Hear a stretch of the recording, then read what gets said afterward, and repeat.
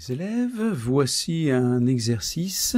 Vous avez un petit problème, on vous demande de tracer le tableau de proportionnalité qui correspond à ce problème et de répondre à 3 questions. Donc je vous laisse traiter ça, vous faites ça bien proprement, vous pouvez utiliser une calculatrice pour les calculs, on se retrouve pour la correction. Alors, vous avez un automobiliste qui parcourt 16 km en 10 minutes. On va donc tracer, on a une proportionnalité dans cette situation-là, en supposant que l'automobiliste va toujours à la même vitesse.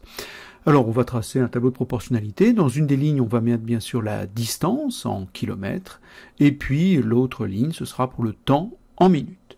Alors, moi, j'ai décidé de mettre la distance en haut et le temps en bas. Vous pouvez faire l'inverse, on trouvera les mêmes résultats, mais on n'aura pas le même coefficient de proportionnalité.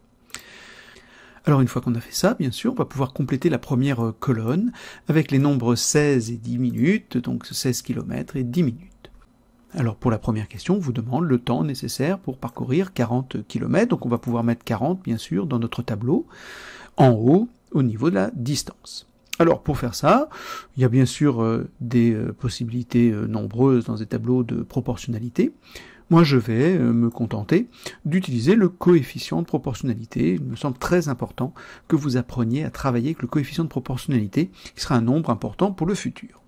Alors, comment on le calcule? Toujours en prenant le nombre du bas divisé par le nombre du haut. Donc ici, 10 sur 16, à la calculatrice, on trouve 0,625. Je vais donc pouvoir maintenant compléter mon tableau.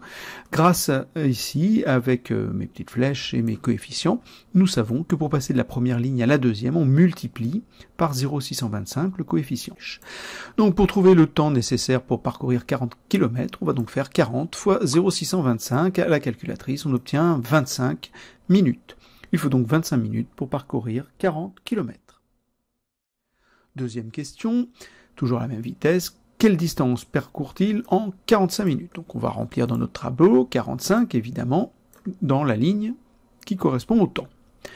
Alors on sait que pour remonter, on va non plus multiplier mais diviser toujours par le coefficient. On va donc à la calculatrice faire 45 divisé par 0,625 ce qui fait 72. Donc en 45 minutes, il parcourt 72 km.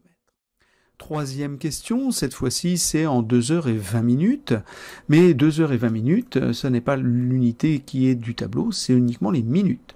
Donc il va d'abord falloir convertir 2h20 en minutes. Pas très compliqué, puisque 2 heures, c'est bien sûr 2 fois 60, 120 minutes, on ajoute les 20 minutes, on a donc 140 minutes. On les place dans notre tableau, il faut donc faire 140 divisé par 0,625, et on obtient 224. En 2h20, il parcourt 224 km.